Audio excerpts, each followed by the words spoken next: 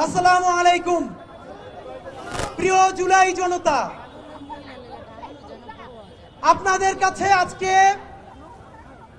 এই স্টেজে শতাধিক পরিবার, শহীদ পরিবার উপস্থিত ছিলেন। আমার প্রত্যেক শহীদ পরিবারের বাবা এবং মা, আমি আপনাদের অক্ষম সন্তান, আপনাদের পায়ে হাত ধরে মাপ চাচ্ছি। আপনাদের সবার কথা আমি শুনতে পারি নাই। বাবা, আমি কোনো রাজনৈতিক দল না, আমার পরিবারের কেউ শহীদও হয় নাই। এই ইনকিলাব মঞ্চের পাগল ছেলে মেয়েগুলো খেয়ে না খেয়ে আপনার এই সন্তানের বিচার, এই লাশগুলো যারা জ্বালিয়ে দিয়েছে, সেই বিচারের জন্য আমরা আপনাদেরকে দাওয়াত দিয়েছি। অত্যন্ত করুণা করে, স্নেহ করে আপনারা এসেছেন। আপনাদেরকে কৃতজ্ঞতা জানানোর ভাষা আমার নাই।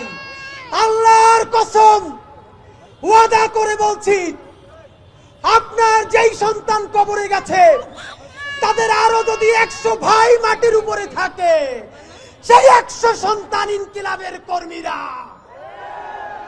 ইনকিলাব মঞ্চের অন্তত একটা কর্মীও বেঁচে থাকতে খুনি, ফ্যাসিস্ট, গণহত্যাকারী আওয়ামী লীগের পুনর্বাসন চলবে না। বন্ধুরা আমার, একটা কথা মনে করিয়ে দিতে চাই, এইখানে এমন বোন এসেছেন যার স্বামীকে পিলখানায় খুনি আওয়ামী লীগের তাপসের গাড়িতে তুলে তারপরে আগুন জ্বালিয়ে দেওয়া হয়েছে। শাপলা আহারে পিলখানায় তো নামকাওয়াস্তে একটা কমিশন হয়েছে। শাপলার সবাই গরিব বলে, গ্রাম থেকে এসেছে বলে যেই গণহত্যা শাপলায় হয়েছে, তাদের নামে কি একটা কমিশন করতেও এই সরকারের লজ্জা লাগে? যদি লজ্জা লাগে তাহলে এই গরিব হুজুর তাদের রক্তের মধ্য দিয়ে এই সরকারে আপনার থাকতে লজ্জা লাগে না?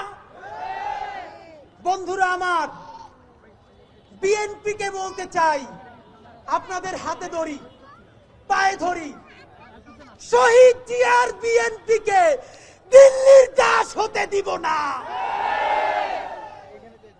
জামাতে ইসলামের ভাইদেরকে মনে করিয়ে দেই, সাইদি সাহেবের রায়ের পরে 2 শতাধিক মানুষকে 2 দিনে পাখির মতো গুলি করে হত্যা করা হয়েছে। শুধু হত্যা করা হয় নাই, পাখির মতো স্তূপ করে নারী পুরুষের লাশগুলো রাস্তার পাশে রাখা হয়েছে। ডিজাইন, এলিগেন্স, বিউটি, সেরা পণ্য সবার জন্য জেভিকো। এই গণহত্যাকারী আওয়ামী লীগ, তাদেরকে যারা দেখেছে তারা হলো সেই দিল্লি, ভারত। জামাতে ইসলামী স্পষ্ট মনে রাখেন, সাইদি নিজামীদের জামাতকে ভারতের দাবিদার হতে দিব না। এনসিপির ভাইয়েরা মনে রাখো, শত শত জুলাইয়ের রক্তের মধ্য দিয়ে নেতা হইছো তোমরা। যদি এই জুলাইকে বেঁচে দিয়া দিল্লির দাসত্ব করে ক্ষমতায় আসতে চাও, হাসিনার চেয়েও ভয়ানক পরিণতি হবে। 100 মানুষ মাত্র হাত তুলবেন, একটা কাজ বলবো। সারা বাংলাদেশ থেকে, প্রত্যেকটা বিভাগ থেকে আজকে এখানে লোক এসেছেন। শহীদ পরিবারের সন্তানদের মধ্য থেকে আমি তাদের অনুমতি নিয়ে আপনাদেরকে একটা কর্মসূচি ঘোষণা করতে চাই।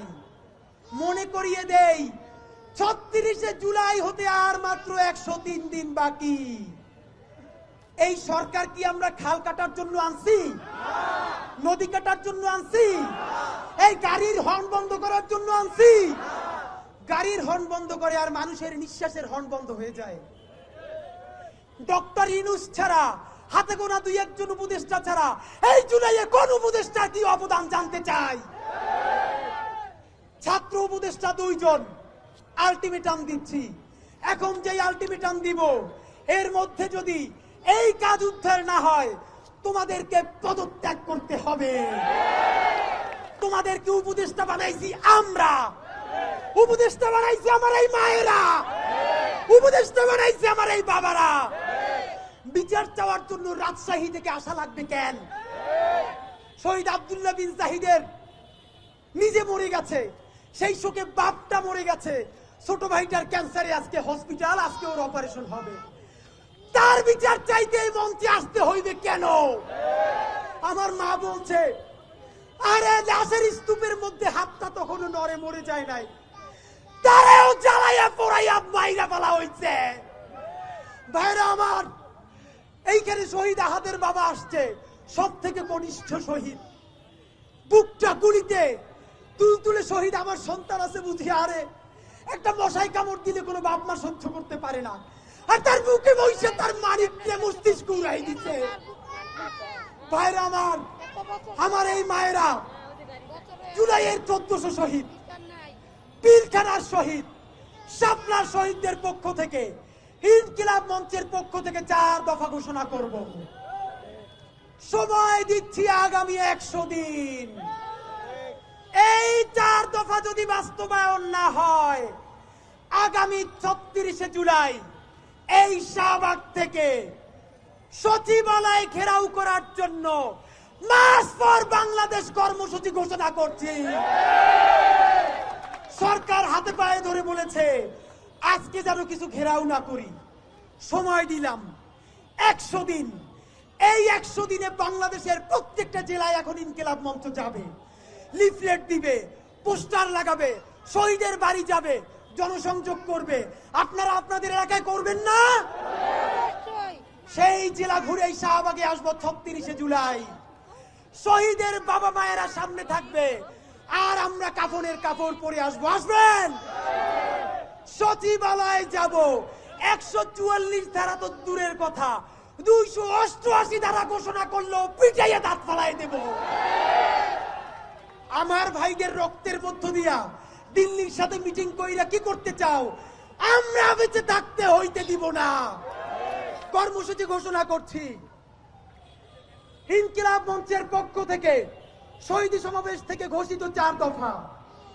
1, সরকারকে আগামী 100 দিনের মধ্যে জুলাই গণহত্যার দৃশ্যমান বিচার শুরু করতে হবে এবং গণহত্যাকারী আওয়ামী লীগকে প্রথমে নির্বাহী আদেশে, তারপরে আদালতের মাধ্যমে এবং সবশেষে রাজনৈতিক সমঝোতায় সাংবিধানিকভাবে নিষিদ্ধের ব্যবস্থা করতে হবে। 2, শাপলা গণহত্যার রাষ্ট্রীয় স্বীকৃতি দিয়ে জাতিসংঘের সহায়তায় তদন্ত কমিটি গঠন করতে হবে এবং শহীদদের তালিকা প্রকাশ করে অবিলম্বে শাপলা গণহত্যার বিচার শুরু করতে হবে। নাম্বার 3, পিলখানা নিয়ে কমিশন হয়েছে। আমরা জানি না সেই কমিশনের রিপোর্ট সরকার প্রকাশ করবে কিনা। সুতরাং পিলখানা হত্যাকাণ্ড নিয়ে গঠিত কমিশনের পূর্ণাঙ্গ প্রতিবেদন জনসম্মুখে প্রকাশ করতে হবে। এই 4 নাম্বার দাবিটা সরকারের কাছে নয়, BNP, Jamaat Islami, NCP, AB party, ইসলামী আন্দোলন থেকে শুরু করে আপনাদের সবার উদ্দেশ্যে জুলাই জনতা বলছি, বাংলাদেশের সকল রাজনৈতিক দলের আগামী নির্বাচনী ইশতেহারে গণহত্যাকারী আওয়ামী লীগের পূর্ণাঙ্গ বিচারের বিষয়ে স্পষ্ট ধারা উল্লেখ থাকতে হবে।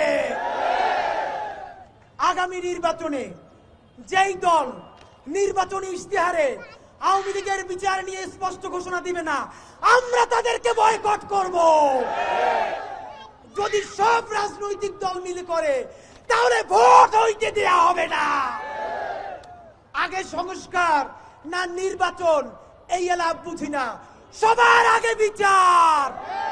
বিচার। এই কর্মসূচি আপনাদেরকে বলছি, আগামী 100 দিনের মধ্যে এই 4 দফা কর্মসূচির যদি বাস্তবায়ন না হয়, আওয়ামী লীগের বিচার এবং তাদের নিষিদ্ধের বিষয়ে যদি কোনো কার্যকর ভূমিকা সরকার গ্রহণ না করে, আগামী 36শে জুলাই মানে 5ই আগস্ট শাহবাগে দুপুর 2টায় এইখান থেকে সচিবালয় ঘেরাওর জন্য মার্চ ফর বাংলাদেশ কর্মসূচি হবে। হাত তুলে জাগান কারা আসবেন, কফিন পরে আসবেন। আপোষ না সংগ্রাম, ক্ষমতা না জনতা, হাসিনা না জনতা, দিল্লি না জনতা, দিল্লি না ঢাকা, দিয়েছি তো রক্ত, রক্তের বন্যায় আবু সাইদ মুক্ত, আওয়ামী লীগের ঠাঁই নাই লাল জুলাইয়ের বাংলায় ইনকিলাব ইনকিলাব ইনকিলাব ইনকিলাব। স্টেজে আমাদের প্রেস রিলিজ রাখা আছে, মিছিল শুরু করব, ওই গেট থেকে বের হব, সামনে থাকবে শুধু শহীদ পরিবার, আমরা থাকবো পিছনে। খুনি আওয়ামী লীগকে বলি যদি পারো মিছিলে হামলা কইরে দেখা। ওরা আজকে আমাদের মিছিলে হামলা করতে চাইছিল, পুলিশ জানাইছে, ঘোষণা দিলাম যদি বাপে জন্ম দিয়ে থাকে এই মিছিলে হামলা কইরে দেখা। চলেন সবাই মিছিল হবে, চলেন সবাই।